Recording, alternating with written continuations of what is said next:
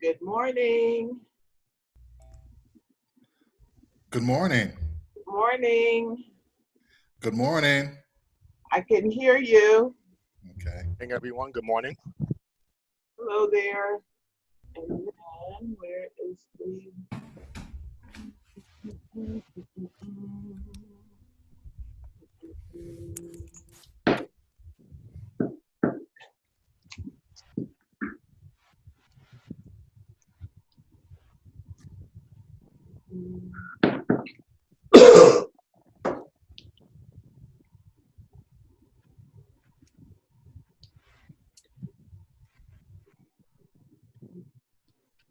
Hello, special dads. It's Father's Day weekend.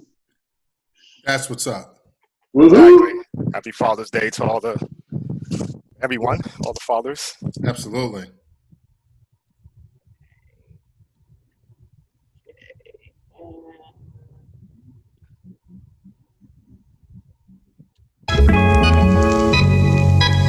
Cameras off. Cameras off.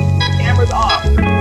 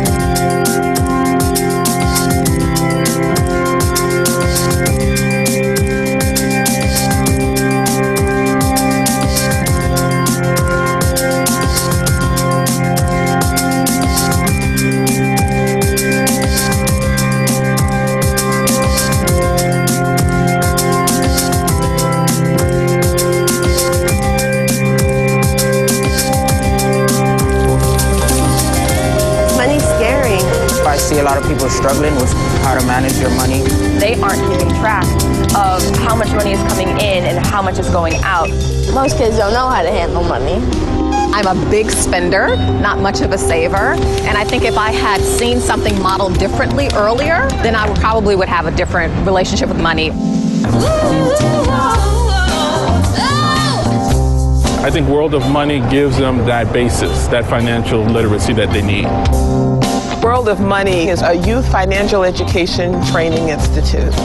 It operates Monday through Friday, 9 a.m. to 4:45 in July of each year. We go in the morning, we meet with our classroom leader. Each day is different and each day has a theme and focus. So some days we'll be talking about banking, other days we'll be talking about stocks and bonds. I did learn a lot about credit scores, 401ks, gaining interest on money, making your money work for you, how to save your money, checkings accounts and savings accounts, and how to live a better life. My name is William, and handling money is a big responsibility, and it should be held in the hands of a responsible person. Hi, my name is Rachel. I feel like I just graduated from business school, like real university business school. Just having role models like that come and share their knowledge with us is one example between, learning, gaining success, and then giving back. And it's just a straight, long sign. Also, one of the cool things that our students learn is Mandarin Chinese. The 5 tenets of World of Money is learn, earn, save, invest, and donate. It's helped me become more aware of how much I'm spending and how much I'm saving and how much I'm giving. It's more about, yes, you had an opportunity to earn the money. Now, what do you do to improve the lives of those that are around you and, the future generations? You need to give us your resources, whether that's money or your time, and that's more important than anything. We have visited the White House about 3 times. Our Young Mogul Board of Directors joined me as I testified on Capitol Hill to talk to Congress about financial education. We've opened or closed the NASDAQ stock exchange 4 times. We were on CNBC, we have been on MSNBC, we have appeared on ABC, NBC. I feel like financial literacy is one of the key components in life. No matter what career path you choose, you will definitely have to encounter finance or any type of financial components in your life, such as, whenever you're making your first purchase for your home, which was discussed during the workshops. Moguls and young moguls, I dare you to become financially successful. Miss Lamb dreams us to be ambitious, and I think that the tools that she gives us at World of Money are helpful in making sure that those ambitions can be sustained. After becoming a billionaire, I will invest my money in charities to build schools worldwide that will teach finance. It's an amazing program. It's done so much more than just teach me about money. It's taught me about being professional, about working hard, about success. It's worth the time and worth the energy, and I think that your children one day will thank you for it.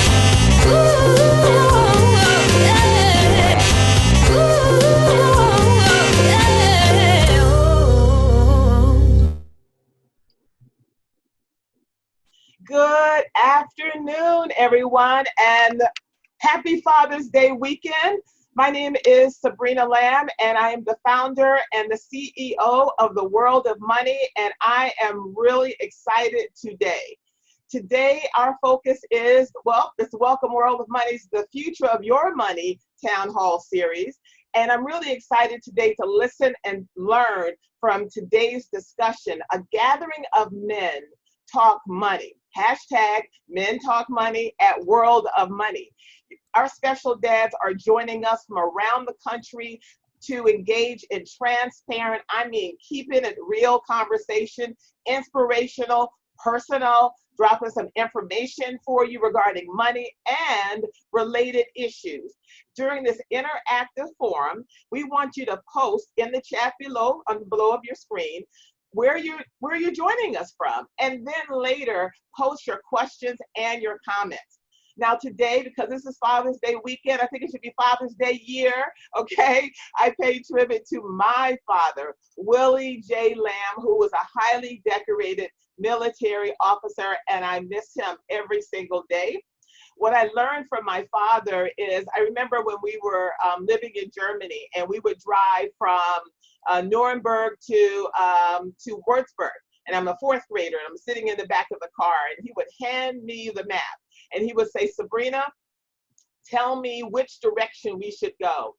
Doing that on all of our trips, my father taught me that there was no place that I have the absolute right to be, and there's no place that I can't go, and there's nothing that I can't achieve.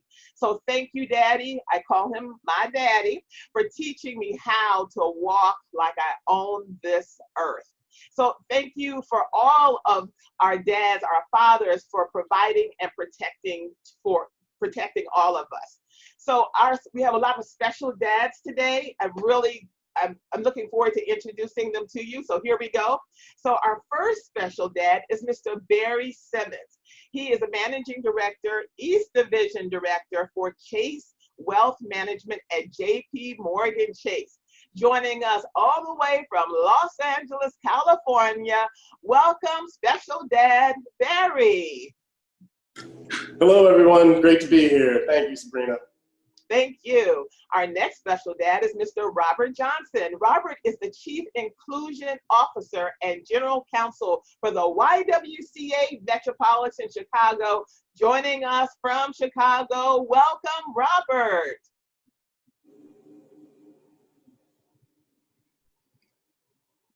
Hey, sorry, the camera's not working, but I'm here. Hello, everyone. Glad to be with you. Having a little technical difficulties with the camera. Well, we'll get that fixed. And the next we have, our next special dad is Mr. Joseph Edmondson. Now, Joseph is a certified planner with Capital Management Group of New York. So joining us from New York City, welcome, Joseph. Good afternoon, everyone. Thank you for having me. Excited about the dialogue today. And of course, shout out to all my people in the BX.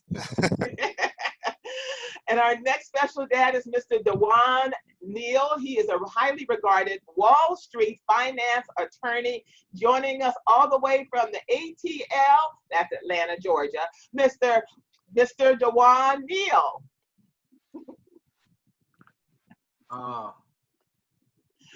Good afternoon, everyone. Sabrina, thank you for that warm introduction. Very excited to be here. And last but not least is Mr. Mickey Fax, renowned hip hop artist. The world keeps all of his appearances on Funk Master Flex's Hot 97, especially when he drops those bars. So you didn't know that I knew that lingo, right? When he drops those bars, and particularly that one on Credit. So Mickey has also taught at World of Money, but now we're eagerly awaiting Enigma, his new album, and joining us from the world is Mr. Mickey Fax. Hey, I know you can hear me. I'm trying to figure out how to. Okay, we'll fix all of that. Now, a brochure with all of our special dads' detailed bios is going to be available in the chat very soon. Now, the host for this discussion is Mr. Darren Simon. Darren is a business development manager at the Energy Infrastructure Solutions. He also serves on the board of the World of Money's parent executive board. Welcome, Mr. Darren Simon. Darren, take it away. Hey, Sabrina, thank you very much, and welcome to our virtual town hall, Men Talking Money. To our distinguished guests, thank you very much for your participation today. And we're looking for a great session of just talking men, guys, as though we were in a barbershop. We're just going to kick it for a little while and just talk about different aspects regarding fatherhood and finances and wealth building and the like. Before we jump in, I just wanted to take a few seconds here just to say thank you to my father, Henry Simon, who has shown me what it means to be a man, a loving father and husband, and just by his day-to-day works, just being able to watch him as a role model has helped me so much in my life and continues to do so. My dad, you were my best man at my wedding, and you'll always be my best man. Love you dearly. And with that, gentlemen, are you ready? Absolutely. Let's do it. I think I'm ready. Darren, you said something about us keeping it fairly casual, like we're in the barber shop. Unfortunately, I can't remember the last time I was in a barber shop. You are so right with that. And where I am, my barbershops actually open in New Jersey on Monday. So okay. You know where I'll be. Well, this is a good warm up for you. We're getting you ready for Monday. Absolutely. Before we jump into the financial aspects that we're going to spend some time on, I was hoping that we could step back and just take a look at some basics. And I'm interested from the panel, what is your definition of fatherhood? Hey, well, look, I'll get us started, Darren. Really excited to be here. So, again, I am a father of two 10-year-old boys. They just actually had their birthday on Thursday, Cannon and Cole. And a shout out to my baby girl, my princess Sage, who's 5 years old. And to me, being a father and the definition of fatherhood is all about being a provider, being a teacher, an educator, but most importantly, preparing our children to enter the world and have as much success by giving them exposure and experiences so they're able to deal with all the ups and downs and the adversity that comes with the world and comes with being an adult. So I take that responsibility very seriously. I think we learn every single day as dads and as fathers because there's no script, there's no playbook for it. But what we can do is just the best that we can to ensure that they've got good values, character, morals. In our household, we lead with integrity, we lead with inclusion, and we always focus on making sure that our kids are very intellectually curious, ask the questions so we can provide the whys. And I think as teachers, that's what dads really serve as that role model. Excellent. Hey, let's keep it going, guys. I mean, I'll piggyback off of it. My situation is a little different. And I think this helps having such a diverse panel. My son is 17 years old, just finished his 11th grade year, transitioning into his senior year of high school. And fatherhood has been an amazing experience for me, but a learning experience, right? So like I'm constantly teaching my son the things I want him to be able to carry into the world, but I'm also learning about myself. I'm learning about him. And I think that there's no feeling than watching your son evolve into a mature, responsible, aware young adult. And there are just so many components to fatherhood, right? Like we want our children to be studious, right? We want our children to have good manners. Some of us would like our children to be more than just intellectually stimulating, but also to be athletic for whatever reason. I mean, there are just so many ways to reach out and to connect with your child and then to actually track that evolution and that growth. So for me, fatherhood is really just about instilling the values and really trying to protect him from making the same mistakes. He's going to make mistakes, but let them be new mistakes that we can challenge and take on as a unit versus him doing some of the same things that I did when I was his age. Yeah, I'll go next. I'm probably one of the older brothers on the panel, just looking at the young, bright faces that are my panelists. But for me, fatherhood is, particularly in this age, around not just being a protector, but also sort of an evolution. I come from a generation of fathers, or was raised by a generation of fathers, where children were seen and not heard. You sat at the kids' table, and I appreciate a lot of those old school values, but I think fathers now have evolved to being a lot more involved and hands-on than they may have been back in the day. It was just a kind of stoic dad that went out into the streets, got his money, brought it back home, went to bed, and just went back to work and didn't have a whole lot of interaction with the kids. At least those were the men that I saw in my community. They just grinded. And they were just always tired and didn't have time to play catch with the kids and all of that. So I know the men in my generation have tried to be a lot more intentional. And the fact that we're doing this, I think, what struck a lot of the fathers from back in the day is, I wouldn't say strange, but it wouldn't have been something that they probably would have spent their time on a Saturday doing. So I applaud the fact that fatherhood now has evolved to the point where I think we are more engaged because, last month for Mother's Day, you know, it was a big to do. You couldn't go into a restaurant if they were open, typically for Mother's Day.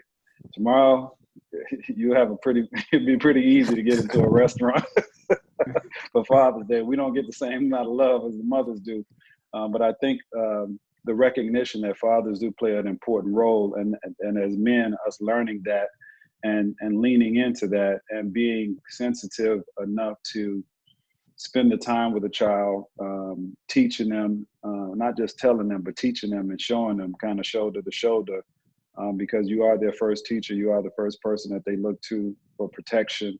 And particularly young boys, they want to emulate their dads. And sometimes we don't necessarily connect the way we could. You know, we want to make them tough, but at the same time, you got to make them tender, because at some point they're going to hopefully, you know, start a family of their own, and you want them to be balanced. So for me, fatherhood is a real complex evolutionary period, particularly since I didn't really grow up with my father. So I'm figuring all of this stuff out on my own for the most part. And a lot of men find themselves in that predicament where they may not have had the benefit of a role model or some of the other folks on the call have had. And this is literally a everyday figure out.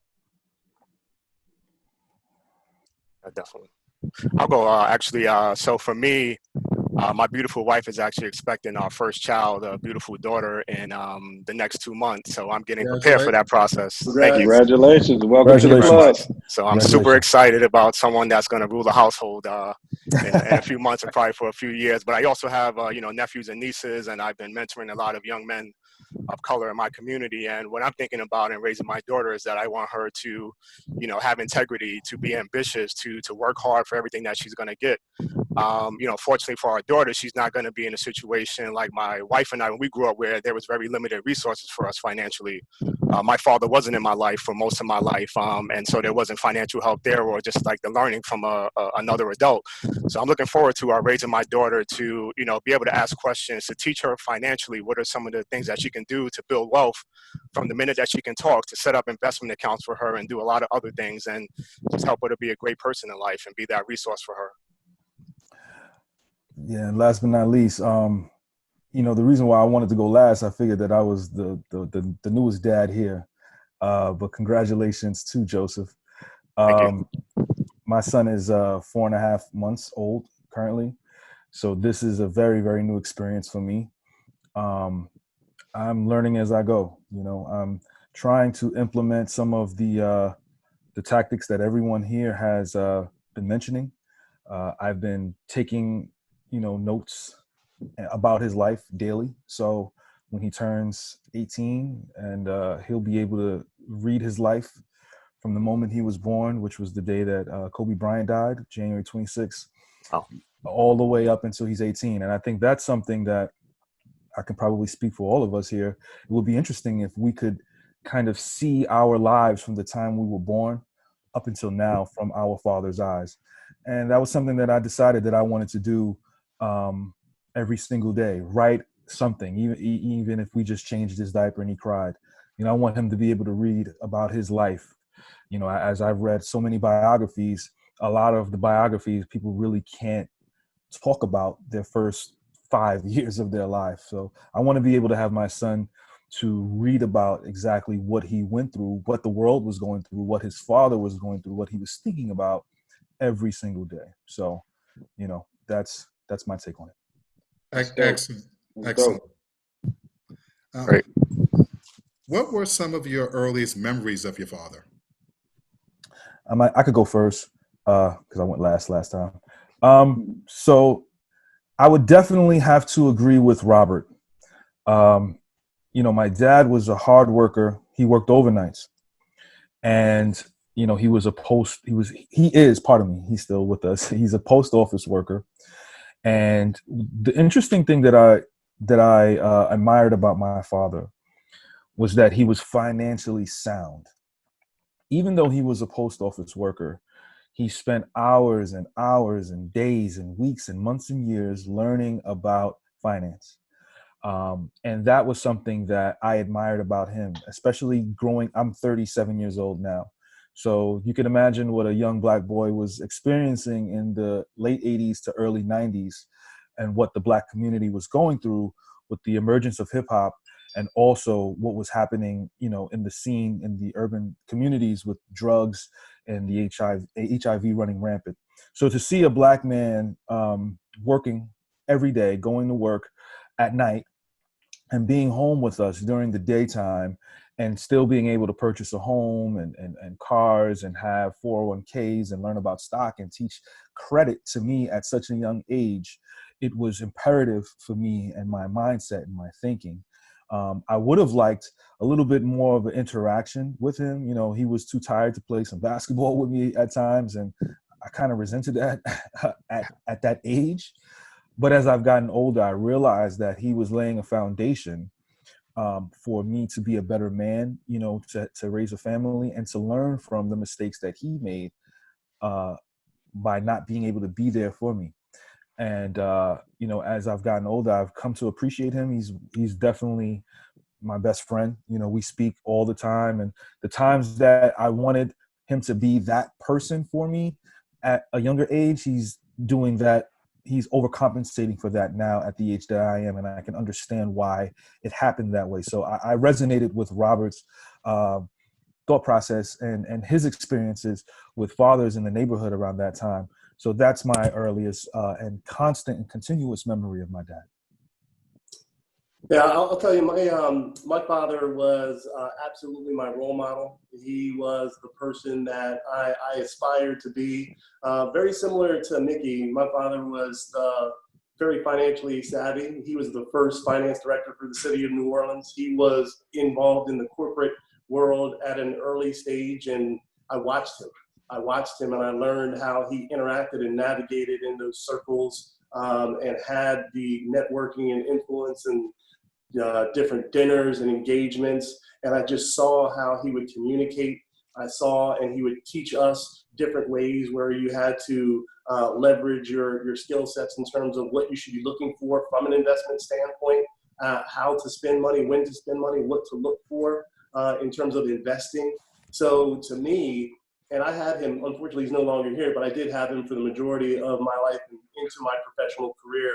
He was that person that I was emulating. He was, as Robert said, as a young man, what you look to be like. He was the role model. He was the footsteps that I was going to follow. So it's just very important. And I think this conversation is so important because the role of men and fathers in young Black men's lives, it really is truly, truly special. And I think we all have to understand that they're watching every single thing that we do, and the good habits as well as the bad. So when you focus on that introduction of money at an early age, it sticks. It sticks, right? Because now look at the career that I'm in, and I'm leveraging still many of the tactics and strategies and communication and life lessons that I learned at such an early age just by watching him go to work every single day, and more importantly, the dinner table conversations that we would have each night. So without a doubt, he's my role model. I credit a lot of my success to him. Yeah, I can go next. I'm sure many of you, since this is a money and a wealth conversation, are familiar with the book by Robert Kiyosaki called Rich Dad, Poor Dad. And I literally just thought of this, and I never thought of this in 50 years, but I had a similar Rich Dad, Poor Dad experience, and it literally just occurred to me.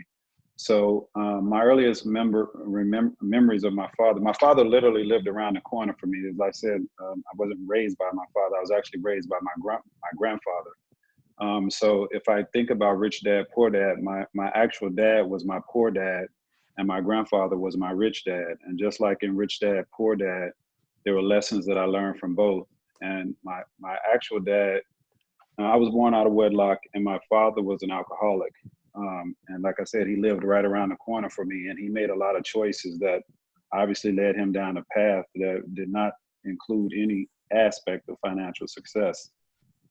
So the impact on me, as you said, most of us want to be like their father. The majority of my life was spent trying to be not like my father. So it was just, I saw the things that he did, and it motivated me to have this ridiculous drive to do just the opposite. Like, I didn't touch a drink until I was in law school. And it was like part of an initiation there. I was like 23 or something before I had my first drink, and never did a drug or anything, because I just saw that the path that it took him down. Conversely, my grandfather, who was my rich dad, he was a steel worker, probably with an 8th grade education, but was one of the most brilliant men that I ever met in my life. And I do a lot of public speaking, and I always quote him when I first start my talks. 2 things that he always said: that if a man could beat you, first of all, he said, common sense ain't common, everybody ain't got it. And if a man could beat you thinking, he could beat you living. And I saw that for him, he would get up literally, I don't know, at some ungodly hour, 4 o'clock in the morning, whatever it was. He wore a suit every day. And he, like I said, he worked in a steel mill. So he would wear a suit to the steel mill, somehow change clothes, get into whatever you wear in a steel mill, do 8 hours in grimy, dirty, whatever you do in a steel mill, shower, put the suit back on, come back home to work. He would hit the door. My grandmother and mother, who also lived with me, they would, food would start magically appearing. He would sit down in front of the TV. I would be there in front of the TV watching something. He would, without saying a word, as soon as he came in, I knew it was time for me to leave. He was going to turn on the Cubs or whatever it is he wanted to watch. And that was his thing. But I also watched him, similar to what was just said. He was a man in the community that everybody came to when they needed money, when they needed advice. Again, they came into our den. I saw everybody in the community at one point come in there and ask for his counsel. And him and my grandmother would listen to whatever it is that their issue was. I had to leave. He never made a decision right then and there. He said, okay, I'm gonna pray on it and I'll get back to you. And that was it. There was no more conversation. That was it. Once he said that, you were dismissed. You're gonna pray on it and he'll get back to you, whatever. And I just saw him, and he had this thing where he bought my grandmother a new car every 2 years, and he would take the old car. And I mean, it was just, when we grew up in what was considered a poor area, but I didn't know I was poor until I went to college. Didn't even realize it, because just the work ethic, and we never wanted for everything, and just his presence as a Black man. And so that's who I emulated, my rich dad. So when I went to college, literally, first generation everything, but I wore suits to college. I carried a little briefcase as a freshman, didn't have anything in it but my lunch and then maybe a newspaper, but that's what I saw as a man, and that has driven me my entire life. It was my rich dad, which was my grandfather. That's excellent, and I really appreciate you sharing. And at this time, just to transition a little bit here, we're going to watch a video from activist MC My Son, which is a happy Father's Day tribute to his son.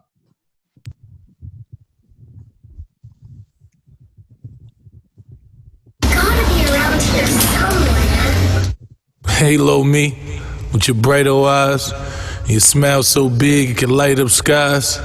I thank God every day for your birth, and I pray that he navigates your way through this earth. Your first steps, I can't wait for them. Any man don't take care of his kids, I pray for him. Cause to me, that is a sin. Men teach, protect, and provide for their kin. Yeah, I said men. Boys shun responsibility, abandon ship, and run without no dignity. The joy that you've given me can't be explained. Sometimes I think of you and tears can't be contained.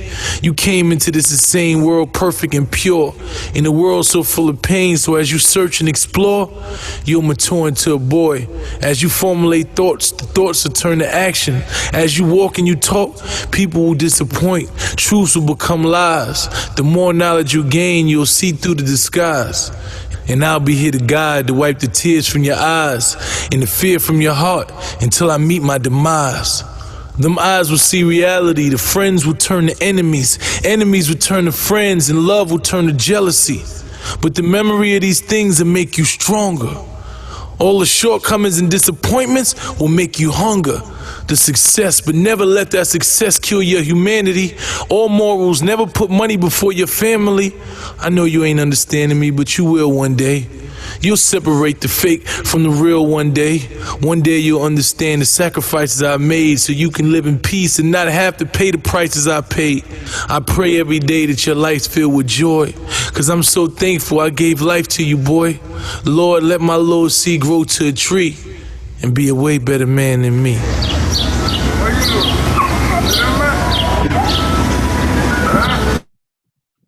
Beautiful.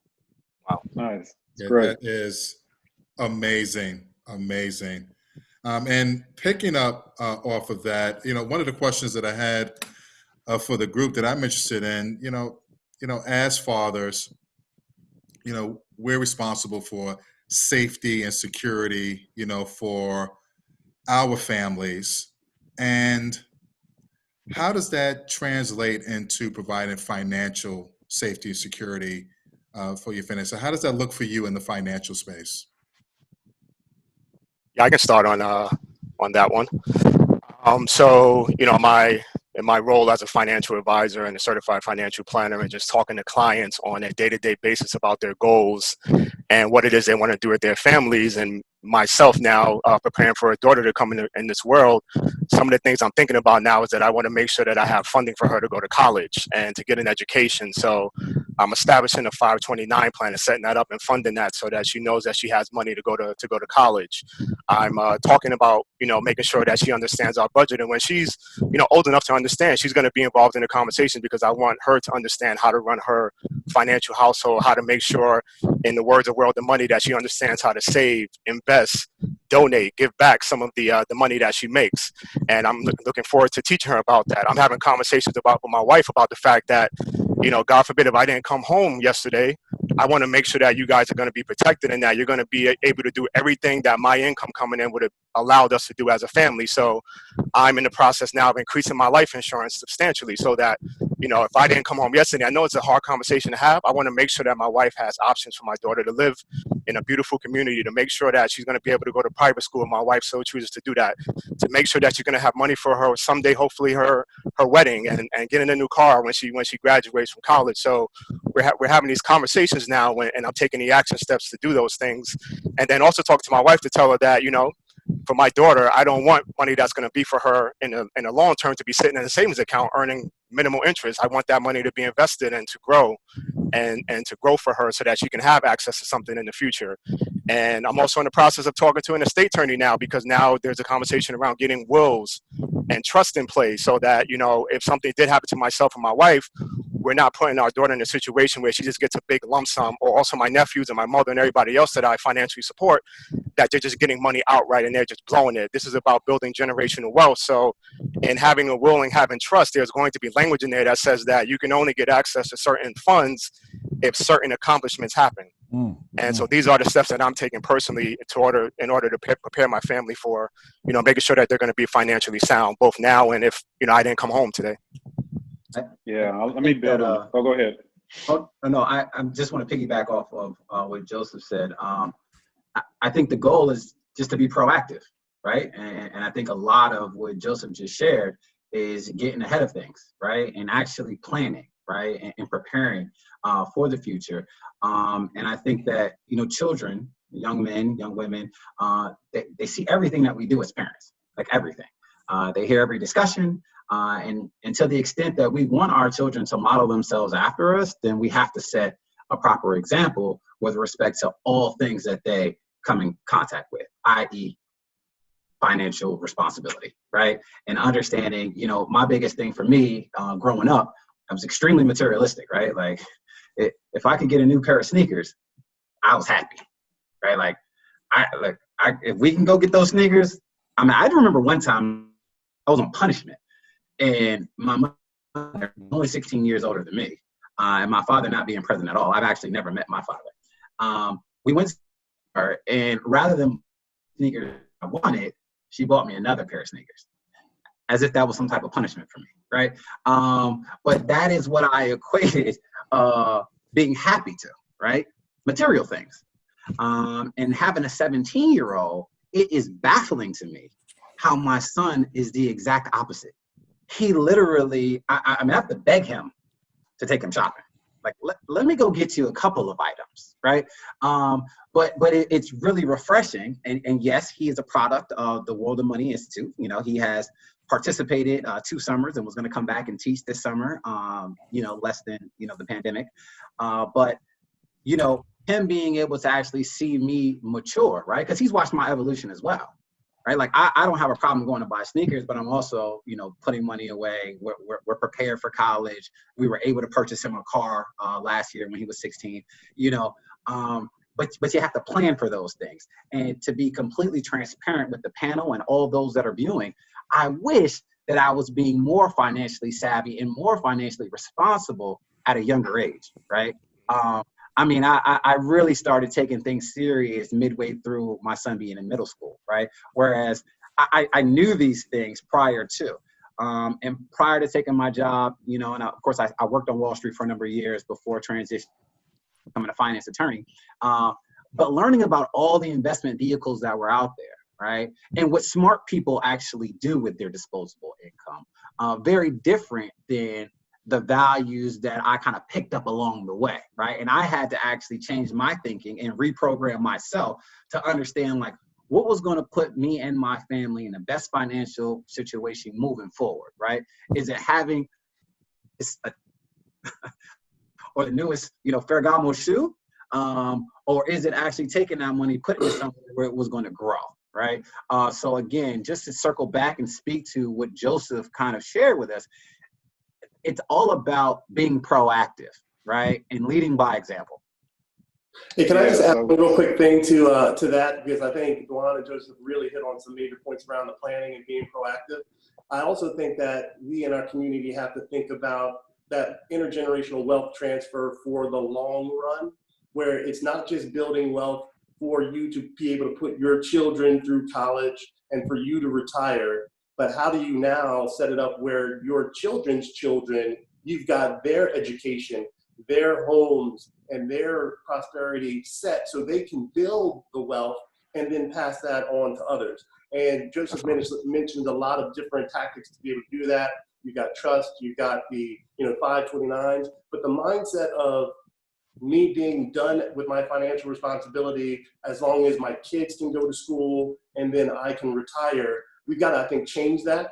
We got to make sure that we're pushing forward because that all stops, you know, in I think our community, we would invest a lot. You'd own your house, then to give it to the kids would sell the house. The money's gone right there in that generation. How do you protect that money and pass it forward for future generations so you truly build generational wealth? That's what we need to start focusing on in our community. There's so many tactics to be able to do that, but the mindset has to shift as well. Say it. Yeah, awesome. And that's the part that I wanted to address. And that's why I love the concept of the world of money, because it really begins with us understanding how money works in the world, and understanding our historical relationship with money. We came over as property. We were brought over as property. So in this capitalistic society, we were a product. And that is, in my view, had us have this fascination with products, which, as a person before was saying, gets us into this need for materialism. But if you understand how money works and you understand the stages of money, accumulation, preservation, and legacy, as Barry was just talking about, the last piece only happens if you have those first 2 pieces in place. The legacy, the ability to be able to sustain. We don't talk about wealth creation in our community. People talk to us about everything else. They talk about our health, they talk about crime, but they don't talk about wealth accumulation. The reason America is the most prosperous country in the world is because of Black people, because we were used as a tool for them to accumulate wealth. So we have to understand that how money works. For example, my son has been in a investment club since he was 5 years old, called a Good Sense Kids Club. So they invest real money in stocks. They've got a portfolio that is probably up about 200%. So from a very young age, he understands how money works. And that's just one vehicle. But we also got to talk about entrepreneurship, because that's one of the things when you look at it historically as a people, when we were most successful. You know, we just had Juneteenth yesterday, and, you know, the celebration of Black Wall Street, all of that. That's when we were most successful as a people, is when we were focused on entrepreneurship. So it's not just about having a job. A job is great, but a job only creates income. It does not create wealth. Very few people get rich working for somebody else. It is possible, but the vast majority of wealth is created through enterprise and through some kind of liquidity event. So we got to begin to understand that we need to understand how private equity works. All of these things, when you're talking about just saving and investing, that's the tip of the iceberg. But you got to start understanding how money works in society and how the rich get wealthy. It's not just about trust and estates. It's also about mergers and acquisitions. It's also about private equity. And private equity, for the most part, doesn't invest in our ventures. So we have to look at social impact capital and looking at how we can rebuild our communities and how we can invest in our communities. 90% of Black businesses are solopreneurs. So that means that it's one person that's running that business. It is literally impossible to sell a solo enterprise. So you can't create wealth that way, because if you are an entrepreneur and you just have yourself as your own employee, nobody's going to buy that business, because once you stop, the business stops. So you can't scale that business. And most entrepreneurs don't have a 401k or investment. It's really a lifestyle business. So we got to look at how we can begin to scale our businesses so that we can employ more people, and then also create wealth and create legacies that can go beyond the generation that we're in. Yeah, just a quick fact, just so you know, to Robert's point, Black entrepreneurs, their wealth is 12 times higher than the median of non-Black entrepreneurs. So absolutely right. You got to be able to diversify in terms of that wealth generation and creation. Yes, definitely. Yeah, excellent. And just jumping in for a second, can you speak to the importance of having financial compatibility with your spouse or a significant other when plotting, this path forward that so many of you have spoke to just now? I can start off. Robert's words and Barry's words and Joseph's words and Dee's words of all resonating with me. I might be the youngest one here. But for me, I started, I'm an MC, and learning from my dad, I'm able to kind of maneuver, monies around. When I met my wife, she was working in Connecticut, and I encouraged her to become an entrepreneur, become someone who can diversify her talents to not just be someone who is working for someone else and making them a little bit more rich. So we've been constantly improving her status in terms of money and wealth, and as well as building up her credit, so she is able to be this equal partner with me in this journey to becoming a financial partnership with two gurus, just creating content and wealth for our child. I think it's imperative for us as Black men to constantly encourage our partners to learn about finance and try to get them to a higher plane of thinking when it comes to finance and trying to build that wealth in that sense.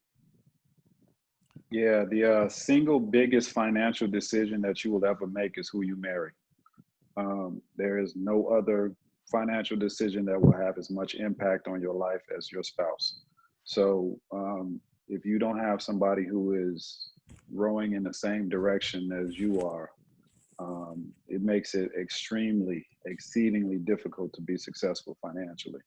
And that's one of the things, again, that as a people we have to recognize is that, and I hate the term financial literacy, because Black folks are very literate when it comes to finances. We have not been financially included. Most of us know how to stretch, budget, make a dollar holler better than anybody that I've ever seen. So we're not financially illiterate. We just not have been financially included into the largesse of this society. So we have not been exposed to all of the tools and resources that others have. So to that end, not only must you have a spouse that is on the same page, you got to include them in whatever that plan is and make them have and allow them to have buy-in and learn from them, because there's numerous studies that show that women are better money managers than men. They get better financial results because we tend to be more aggressive. We tend to go off gut, and we'll do stuff just out of stubbornness. Whereas women are a lot more rational when it comes to money than men are, and most women make a lot of the financial decisions in the household because that's just the way the dynamic works. And Black women entrepreneurs are the fastest growing group of entrepreneurs, period. They're the only group that there are more Black women entrepreneurs than there are Black men entrepreneurs. So sisters, it pays to listen to sisters because they're killing it. Yeah, definitely. I mean, I can add a little bit to that. This will be 6 years that my wife and I will be married coming up, which is the same month that our daughter is going to be born. So it'll be a great August. And my wife is a high-level director at a major accounting firm here in New York. So she is my equal as it relates to the financial aspects of the household. But she doesn't do financial planning as part of her job. So by default, there are some things that she just doesn't know, even though she's in accounting, roles. So I'm having conversations with her about the fact of, we as two, individuals of color, we're in a financial situation where we want to just start thinking about going forward in the future, not only investing in things like our 401k and investing in, your typical stocks and bonds, but we want to start to thinking about investing in, small Black-owned businesses to get some additional growth and revenue outside of just like our normal jobs. Because as we've seen from this pandemic, you could be a professional, and if something like this happens and your job decides to furlough you or cut your pay, you could have as many degrees as possible, and there could be issues in the household if you don't plan for things like that. So I'm talking to my wife about the fact of, we want to make sure that we're investing and that we're investing in things, hopefully in the future around real estate and just building up our net worth outside of just some of the traditional things that we tend to invest in as people. And I'm also talking to my wife about the fact that, it's okay to be conservative with your money, but sometimes you do have to take a little bit of risk if this is going to be money that you're not going to need to touch for 5, 10, 15 years down the road. So we're definitely both aligned, and I hope to have a lot of success, both between us and our daughter and raising her around all these different things. Yeah, no, I think that's excellent. And you guys touched on so many great points, but I think one of them that really struck a chord with me in that conversation about the intergenerational transfer of wealth. You can do all the smart things in the world to build wealth, have wealth to transfer, but if you don't have the folks who are going to inherit this wealth, if they're not smart about money, if they don't understand how money works, as my father used to say on many occasions, it won't take long for someone who's not financially savvy, understands money, who comes into money, it won't take long for them to part ways. Absolutely. So it kind of lends itself to this other discussion about our youth and making sure that we're giving them this kind of information so that as we're doing all these great things that we're discussing, they're in a position to be able to do something, with that wealth that we've accumulated for them. Any thoughts on that? Darren, can I jump in really quickly? Please. I just want to kind of circle back to the last segment very, very briefly. I know that we have a number of people that are viewing this, and we have a number of questions going on in chats. But I kind of wanted to get, because I'm not married, right? So I'm not married. And for the gentlemen like Joseph and, Robert, Mikey, like you guys are discussing, how important it is for the right partner, right? At what stage in your relationship did you start having these conversations about finances? Because I think that's very important. I want to roll the dice and say that many of you didn't wait until you were 5 years into your marriage to talk about finances. So I'm gonna say that maybe this took place during the dating and courting stages. But what were some of the red flags or some of the things that you guys used to kind of figure out if in fact you guys were equally yoked with respect to financial planning, financial services, and wealth building? Hey, so I'll get started here. You're absolutely right. You have to have these conversations well before you actually get engaged and long before the marriage to ensure that you are on the same page.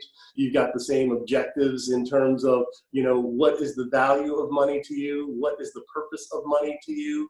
And what do you feel about family? And again, as we talked about that generational wealth transfer. So a lot of those conversations absolutely have to happen. And the other thing I think that Darren said that's really important is as you build money and you go through the accumulation phase, you also have to recognize you have to continue to have these conversations because they evolve, which is the most important time. Because once you get money, what do you do with it? And you could have different opinions and perspectives on that once that actually happens. And unfortunately, we've seen too many people squander away that money, or they don't make that money work for them and earn more. So those conversations and that education is an evolution. So by no means will I tell you that the conversation that you have in the dating phase will solidify that you're going to have a partner and you are on the same page with your wealth creation for the long term. It is a continuous conversation as you flow through every stage of money that you have to refine, work through, find a happy medium and a balance, right? Because it can't always be your way and your decision because that's always bound to fail. It has to be a happy compromise, but you have to be focused on that common objective. And wealth, it's a family conversation. You really do need to make sure that you're bringing your kids in early into these conversations.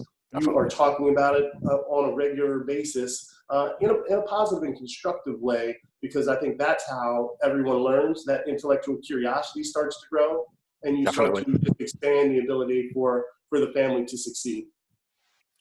Definitely. Yeah, the only thing I would just add real quickly is that those conversations happen probably sooner than you think, because again, women are much smarter than us. So as you're dating, they're evaluating you from a financial perspective, like straight off the bat. Oh yeah. Not like a gold digger's perspective, but they're looking at how you get down. I mean, they're looking at, what kind of, can you pay for this meal? So there's a lot of tales that you have to build with, right? Yeah, exactly. You can build with. Exactly. So I think, as I can only speak for me, you are all educated brothers on the phone, but on the call. But I know when I first started dating, when I was single, men are attracted by looks.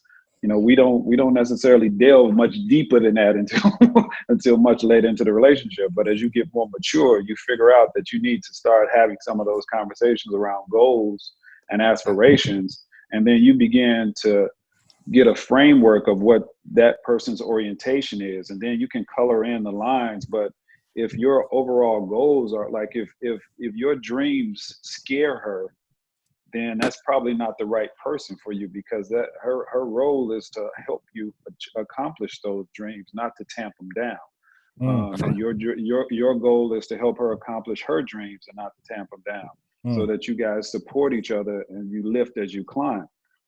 Because sometimes she's going to be better at something and sometimes you're going to be better, and you guys got to be able to find a medium where you're not competitive but you're cooperative and supportive. Because a lot of us date type A women, and that's they got a lot of opinions and a lot of information, and you got to be able to handle that. You got to be able to support them like you want them to support you. Amen. I would say at this point, and then I definitely want to keep the conversation going, but we're going to have a video of Karen Gibson having a money conversation with his 8-year-old son, King. I think you'll be very entertained by this. Money, and you can't be no sucker out here with your money. Bro, I ain't no sucker. Bet you I don't. Okay, what's assets? Assets are things that bring money into your bank account. What's liabilities? Liabilities are things that take money out your bank account. Entrepreneurship is the act of becoming an entrepreneur. What's entrepreneurship? Entrepreneurship is a process of setting up a business or businesses. Taking on a greater than normal financial risk. What's an entrepreneur? Entrepreneur is a person that organizes and operates a business or businesses. Also taking on a greater than normal financial risk. What's financial mean? Money. And what's risk mean? Chance. Come on. What does it mean to own stock? when you own a share of a company. Come on. What's real estate investing? Real estate investing is when you invest in a immovable property. What's the two types of real estates? Commercial real estate and residential real estate. What's commercial real estate? Commercial real estate is property for businesses and workspace, like an office, store, and land. And what's residential real estate? Property to live on, like a house, apartment, or condominium. Come on. It comes with extra fees when you have real estate, you feel me? Mm-hmm. Daddy tells you how many times he pays his state property tax a year. Once a year. What's the type of maintenance fee? Cutting grass. Come on. What's HOA? Homeowner association. And what comes along with that? HOA fee. Come on. And when it comes to the brokerage percent, what percent is that? 7. Come on. What's equity? Equity is the difference between what your business is worth minus what you own. Also assets minus? Liabilities and debt. Good job. What's credit report? Credit report is like a report card letting you know how well you did by paying your money back you borrowed. And how does credit affect your life? The better you keep your credit, the more opportunities you'll have to get funding. And what? Large purchases like? A car or a house. Come on. And always repay what you owe. Because if you owe somebody, that means you're in debt. And you never want to be in debt. Because that means you owe somebody. And we don't never owe somebody. Because that ain't what suckers do, period. Come on. Yeah, man. I'm done. Is there anything left for us to say, guys? Let me log out. Let me log out. Come on now. Oh, that was amazing. You should be teaching that world of money. You better call him, Sabrina. And not the daddy, the boy. 20s, I couldn't have answered half those questions. Sabrina got to hire the boy, not even the father, man. That's right. That's right. One of the questions that came in on the chat, someone wanted us to provide some examples of how we are building generational wealth. Whew. Well, I can start this one off again. Generational wealth. I've learned, I took the same route that Joseph has taken in terms of when my son was here. I started to just delve into even more and more and more financial things to accumulate wealth. One of the things that I learned about, obviously, was the stock market. But, for those that know, the stock market can be very risky. So, I started doing research on index mutual funds and how to just kind of leave your money in these places, and also just real estate. And my dad is teaching me, he has 3 properties currently right now. And when I buy my new home, he's going to purchase another property, and he's going to leave these homes to me and my sister. So we continuously, keep building up this generational wealth. Being an entrepreneur as well, I've invested in a couple of companies. One being, which is crazy that I'm on this call. One is Kitty Credit. I own some stock and some shares in Kitty Credit, and I'm also one of the faces of this Black-owned app teaching children from the ages of 8 up until 14 about the perils and the wiles of credit. Now, we're currently in the process of partnering with Equifax and TransUnion for this app to teach kids, particularly of color, about credit. But instead of, the normal things of, credit cards and things like that, we do it as chores. So for parents, they have the app, and then the children have the app. So basically, like, if I tell my son, you got to clean up these dishes today. If he doesn't do the dishes, it's a negative report on his account. Same way it would be for our credit reports. And if he wants something, it all depends on what he's done in terms of the chores. So if he keeps asking for new video games or new clothing or anything, it will directly impact his credit report. So by investing in this company, it not only kind of teaches young children about credit, but it also is, partnering with a company that I believe in, that I can also, sell my shares to my son. And last but not least, my son and my wife are benefactors, on my publishing when it comes to music. So I've been making money off of my music since 2006, residual income that comes in once a month. If something was to ever happen to me, my son and my wife would be the benefactors to this money that constantly comes in and basically pays all of the bills every single month. And the more I create, the more content that I create in this new evolving way of life when it comes to streaming and digitized content, the more money will obviously be coming in, and taking that money and reinvesting and trying to do the smart things when it comes to money. So that's my answer to that. Yeah, I would just add to Mickey. I think Mickey's doing all the right things. Number one, diversification is the key, right? So making sure that you've got different streams of income. I love the fact that he's investing in some different private opportunities, and then some of the real estate. I think those are all the traditional ways the market to earn. The only thing that I would add for people to think about is also debt and debt reduction. Because if you think about it, the interest rates that you pay on your mortgage, whether it's 3, 4, 5%, or credit cards, sometimes up to 10, 20%, if you reduce that debt to zero and you minimize the debt that you carry, those are all rates of return as well, because you're not putting out that additional expense. So think about just the mathematics of it all. If I'm paying, 20%, 15%, 3% on large amounts of money, that's income and money and monetary flow out. Reducing that debt is the same thing as earning that money on other assets. So there's two sides to that pendulum. You always want to make sure that you're putting your money to work, but you want to minimize your debt as well on the road to wealth creation. Yeah, I'll just add a couple other quick things. I mean, in addition to all of that was said, the other things that I've invested in or I'm invested in to create generational wealth. Franchises. I own a franchise. Invested in some other businesses, particularly black-owned businesses. I have my own company that I plan to leave to my kids. And then other things that I think folks often overlook are collectibles. So black art in particular. I've invested a lot in black art and other collectibles. One of the things that people may not recognize is that art has outpaced, if you buy the right art, it has outpaced the S&P by 200%. Jay-Z even was rapping about it. I was listening to it the other night, and he talked about I bought this paper for $1 million. Now it's worth $2 million. If I leave it to my kids, it's worth $10 million.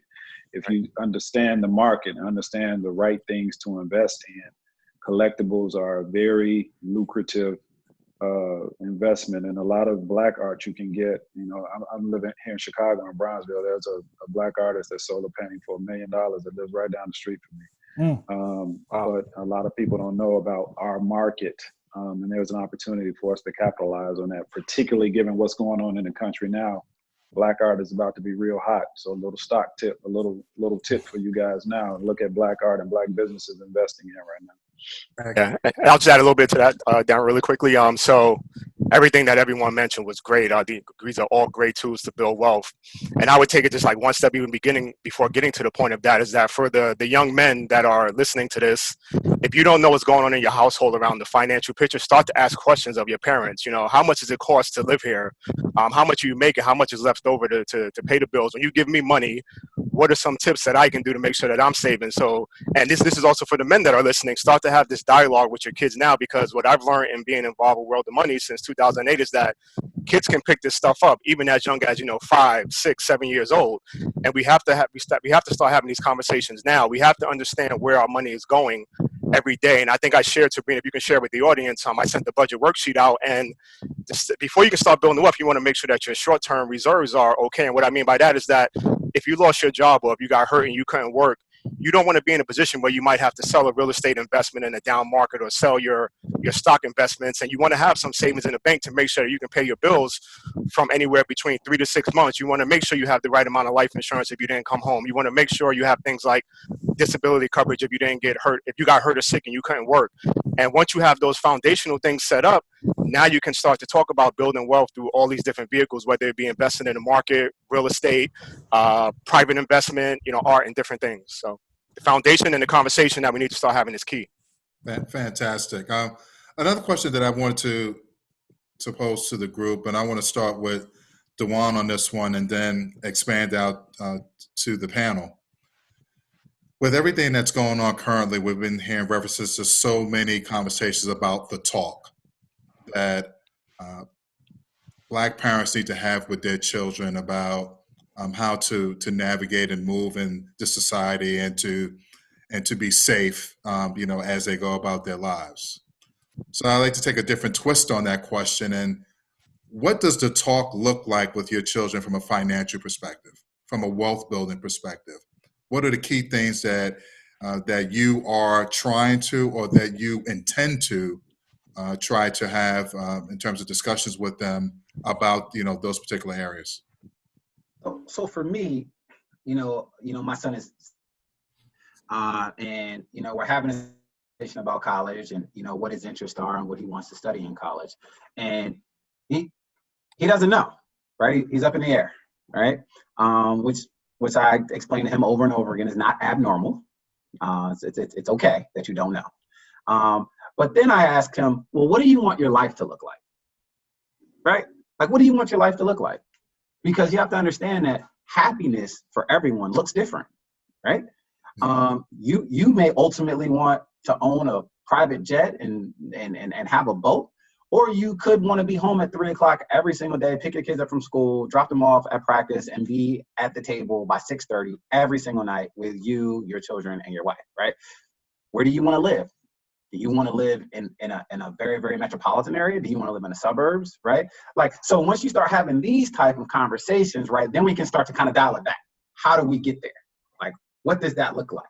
How do we graduate from college with the least amount of debt possible, right? So that you're not forced to get a certain type of job, right? And really trying to get my son, as well as my nephew at this point, to understand that you have to change your thought process. Like, think about what it is that you want. Be a creative, right? We don't have to work for anyone. You don't. Yeah. Like, we've been so conditioned to go to schools, get these, and now not even just go to undergrad. It's like go to professional school as well, right? And then you get these degrees and anyone else, right?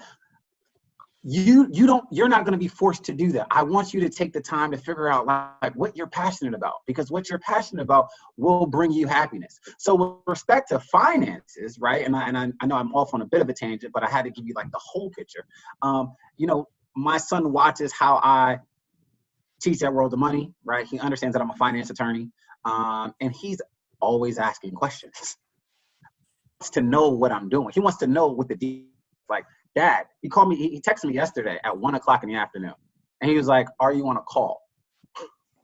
And I'm like, well, no, I'm not on a call. What's going on? He said, well, you're usually like on a call this time, or you probably have a deal closing, right? Like, that's his thought process. He doesn't really know what that means, but he sees me, right? And I think that is the silver lining in this pandemic, right?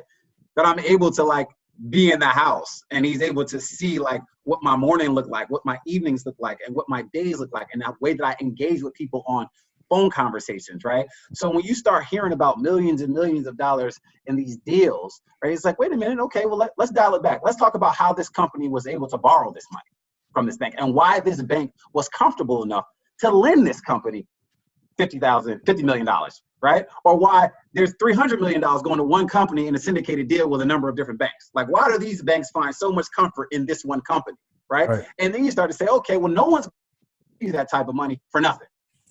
Yeah. Typically, we got to put up some collateral, right? There's got to be assets that are going to secure these loans, right? So like, as we start talking about what I actually do, right? And I can speak to that because I do it every day. It opens his to so many different ways that people can make money. Now, I'll tell you this about myself. Like, I played basketball all through high school, basketball all through college, right? I thought basketball was going to be my ticket, right? I always did well academically, not because, I was just a genius, but because things were really easy. But I always thought basketball was going to be my ticket. I became a lawyer because all I knew was lawyer, doctor, entertainer. That's it. I thought I was funny, but I'm not that funny. I wasn't athletic enough to be a professional athlete. And I hadn't had the schooling or the tutelage to be a doctor. So I'm like, wow, they said I could go to law school if I just take this one exam. So I took and now I have like a nephew who wants to be a lawyer because I'm a lawyer. And then I have to have a conversation with him to say, hey, why do you want to be a lawyer? oh, because lawyers make money. There's a lot of poor lawyers. Let's be clear. Tons of poor attorneys. Actually, the vast majority of attorneys don't make good money. They're extremely. It's a high stress job. They have high student loan debt, and they make very little income pro rata with respect to what they owe. So if you're going into because you want to make money, that's not the reason to go into law. Let's talk about it, because I am up at 2:30 in the morning because a client has asked me to draft something on their behalf. Do you want to be the attorney that's doing the drafting, or you want to be the client that's able to pay me to do the work at 2:30 in the morning, right? As we start thinking about what we want our lives to look like, right, and what type of work will make us happy, I tend to back our way into how we get to that point. And I mean, we don't just talk about investing in life insurance policies, although I think that's a great investment because that's the one thing that you know is going to happen, is that we're all going to pass away at some point. But I want to talk about like how we get out of college without having any debt. How do we go to grad school without having any debt? Because those are the building blocks that hinder most people in our communities, because when we graduate, it's like, I got to take this job because I have to pay this debt. Talk about it. But this panel is intelligent enough, well-versed enough, and worldly enough to know that our kids won't have to experience what we experience. Talk about it. Go ahead. But I digress, and I'll allow another panelist to talk about it. D, talk about it, brother. Hey, brother, I'm feeling it. So that talk, I'll be real quick. That talk for me looks like some financial education. Going back to the concept of World of Money, I always recommend 3 books for anybody. You know, the problem with quote financial literacy and trying to provide financial education is there's so much noise out there that people don't really know what to do. They get confused and they're like, what should I do? And I try to separate products from practice, and the sort of praxis from praxis. So praxis is the theory, practice is what you actually do. So you have to have a theory of money before you can understand what it is that you need to do. So I always recommend with my kids, I made all of them read it, and anybody who asks me financial info to want to spend some time with me, like, go read these books first, because you're not going to understand where I'm coming from until you understand this. The first one is Think and Grow Rich. The second one is The Wealthy Barber. The third one is The Richest Man in Babylon. And the fourth one is Solomon's Secrets. If you don't, to me, all you need to know about money is contained in those 4 books. There's another one that I just started reading, which is super dope, but I had to give it Tony Robbins, the Money Master the Game. It has a lot more contextualized information for today's.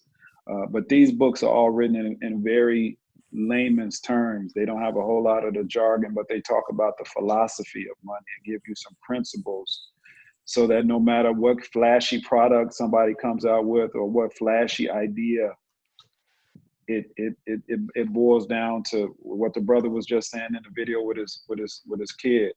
Don't owe people. Don't make work your best friend. I mean, there's some principles that will guide you and serve you well, and then it'll give you the foundation.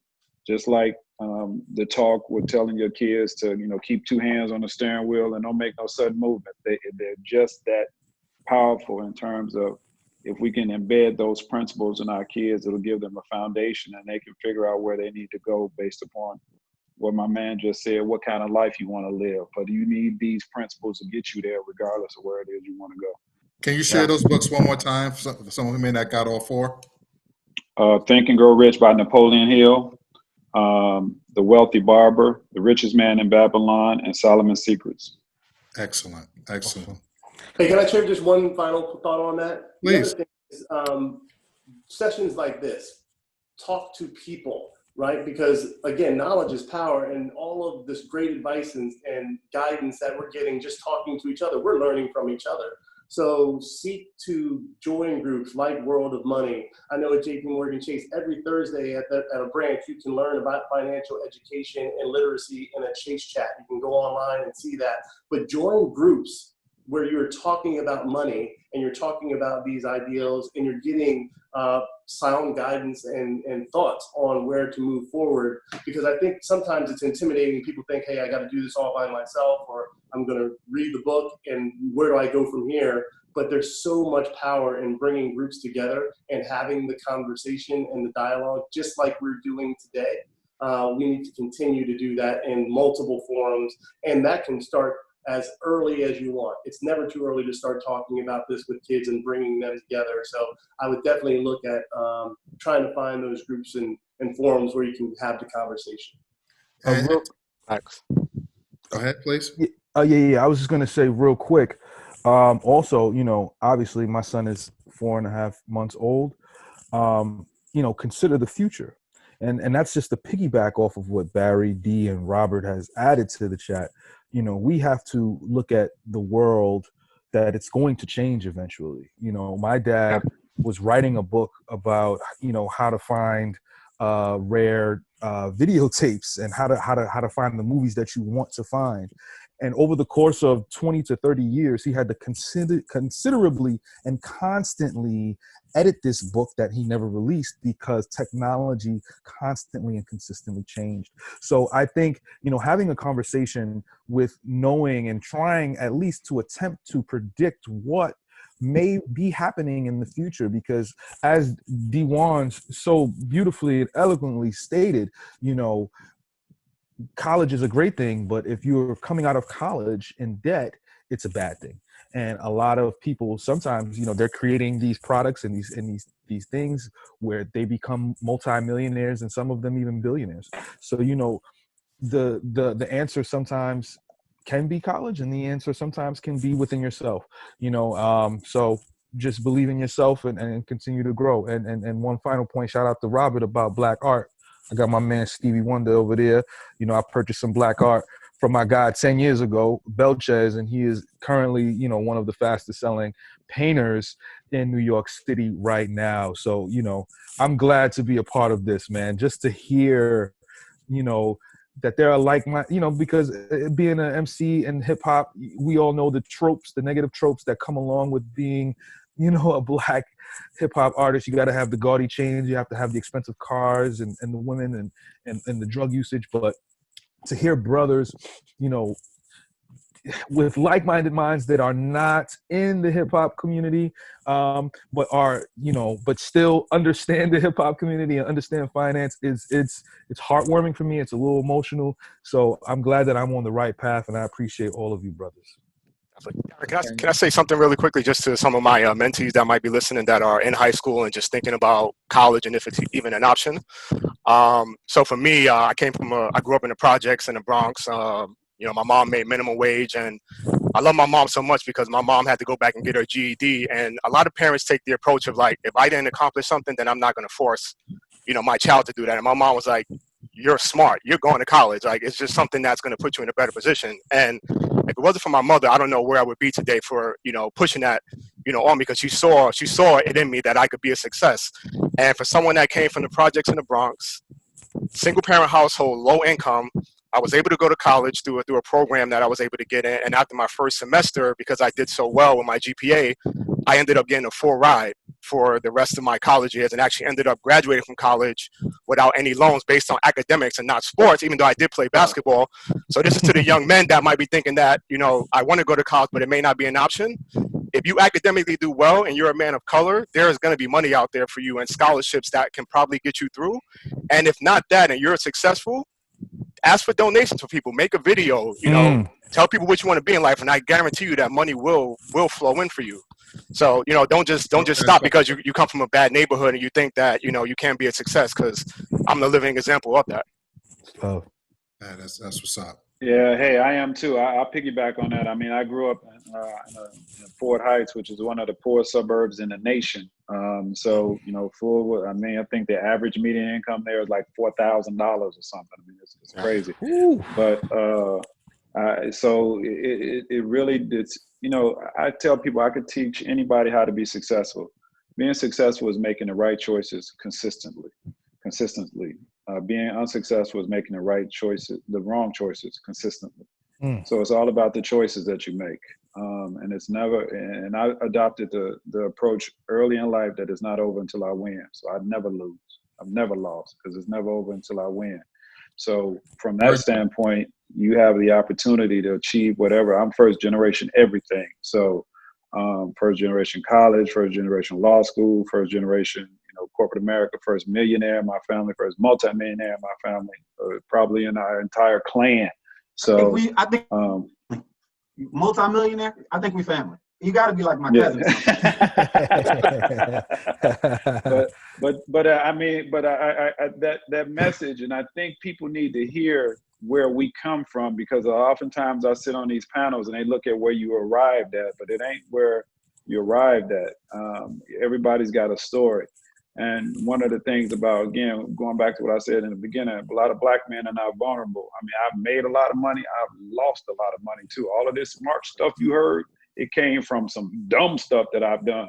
Amen. I mean, I've lost hundreds of thousands of dollars. And, it is what it is, but you keep it moving. Right. So nobody on this panel is perfect. I can guarantee you that.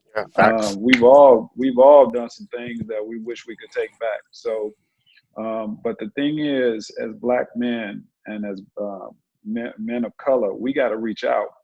If you got a question or if you got a need, or we got to get past that, hoarding of information, and we got to be more collaborative and more supportive. And if I know something, I'm duty bound to share it with you. And like I said, if I see you going left when I think you should go right, I'm gonna tell you. Now, at the end of the day, you do what you want to do, but I'm gonna tell you, bro, that ain't gonna be a good look for you. And we have to do that for each other. We got to check each other. I mean, I could get on the phone in 10 minutes and I can give 15, 20 cats to go do something stupid, or mindless. But trying to get 15, 20 cats to do this, hard. So give yourself credit for all of you that are on the phone, that are watching this or participating in this town hall, because you've made a decision to improve yourself. There's a lot of people out there that are just dialing it in, and they're not putting forth the effort. Like I said, it goes back to choices. You can choose to be successful or choose not to be successful. And the last thing that I'll say, because I grew up poor, I have a big the secret to my success is visioning. What I used to do was I would go to wealthier neighborhoods and go to like the houses of, they have open houses. You can go look in anybody's house and see what, see how the other half live. And that would be my vision of what I wanted my life to be. And when I was in college on Saturdays when my roommate was gone, I would lay on the floor, listen to jazz, eat pizza, and envision what my life would be. Flipping through GQs. I know how I wanted to dress. Michael Jordan talked about visioning as being the reason why he was so successful. He would envision himself taking that last second shot and hitting it and winning the game. And when it came time to do it in the game, he had already been there in his mind, because your mind doesn't know the difference between reality and what you envision. So your body, your actions will begin to mirror what it is that you see. It's all about affirmation. That's why what you tell yourself every morning, I am, is invoking the name of God. I am is Yahweh. So I am rich. The universe doesn't know that you're not rich. It will bring things to you that begin to get you into that positioning. If you say, I am broke, same thing. It will begin to make that a self-fulfilling prophecy. So it all begins with how you see yourself and how you describe yourself and how you brand yourself. Thank you so much. This time has gone by so fast. I mean, I've learned so much. I really appreciate everything that all of you brothers have shared and all the great work that you do. And for everyone who joined us today, thank you so much.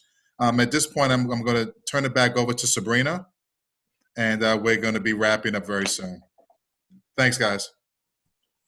So proud of you, special dads. Yay! So thank you so much for a brilliant, brilliant panel. You definitely the vision of what we had hoped for and more. Getting amazing feedback from all around the country. Thank you, thank you, thank you. This is going to be rebroadcast. But before we go, because we always at World of Money want to remind you of the power that you have in your hands.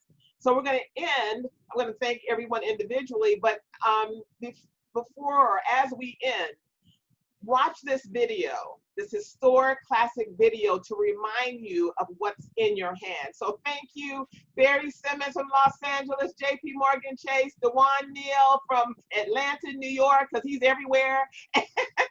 And then Mr. Joseph Edmonds represent the Bronx, Mickey Fax from the world. Yes, baby. Yeah, I'm from the Bronx too, baby. You know how I go. Yes, baby, all day. We everywhere. What's good? Robert Johnson from the Chai. Thank you so much, Robert Johnson. Definitely, everyone has just been really, really amazing. So before we go, before we sign off, please check out this. And Darren, thank you. Thanks a lot, Darren, man. My honor. Appreciate you, Darren. Great job, man. You Great gentlemen job. were wonderful. Thank you so much. A young slave boy stood one day before the greatest ruler of his day. And God said to Moses, "What's in your hand?" And Moses said, "Lord, only I've got a stick, that's all." He said, "Well, let me use what's in your hand." And God used that slave boy with a stick in his hand to divide the Red Seas, march through a wilderness, bring water out of rocks, manna from heaven, and bring his people to Freedom Land. What's in your hand?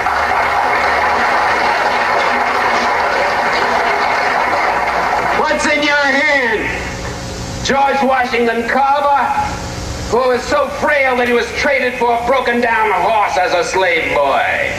And George Washington Carver, sitting in the science laboratory at Tuskegee, told me, he said, "Dr. Powell," he said, "I just go out in the fields each morning at 5 o'clock, and I let God guide me. And I bring back these little things and work them over my laboratory." And that man did more to revolutionize the agricultural science of peanuts and of cotton and sweet potato than any other human being in the field of agricultural science. What's in your hand? Just let God use you, that's all. What's in your hand?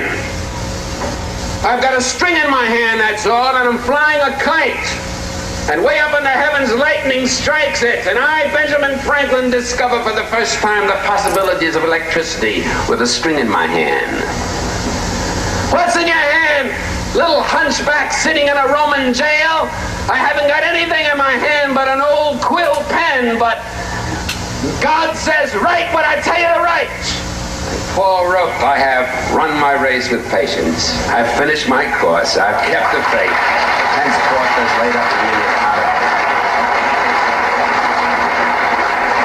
What's in your hand, little boy? All I've got is a slingshot, and the enemies of my people are great and big and more numerous than we are. Well, little David, go down to the brook and pick out a few stones and come on back and close your eyes if you want to and pull back that slingshot and let it go. And David killed the biggest enemy, the leader of the giants, against his people, and his people became free, just letting God guide a stone in his hand. And a few years passed and David is a king. And God says, "What's in your hand?" He said, "I've got a harp in my hand." He said, "Well, David, play on your harp." And he played, "The Lord is my shepherd, I shall not want. Maketh me to lie down in green pastures, leadeth me beside still waters. Yea, though I walk through the valley in the shadow of death, I'll fear no evil." What's in your hand? What's in your hand? Man hanging on a cross. I've got 2 nails in my hand. Father, I stretch my hands to thee. No other help I know. If thou withdraws thyself from me, whither shall I go? And that man with 2 nails in his hand split history in half, BC and AD. And what's in your hand tonight, people of Cambridge? You've got God in your hand, and he'll let you win because he's on your side and one with God, always in the majority. So walk with him and talk with him and work with him and stick together and fight together. And with God's hand in your hand, the victory will be accomplished here sooner than you dreamed, sooner than you hoped, sooner than you prayed for, sooner than you imagined. Good night and God bless you.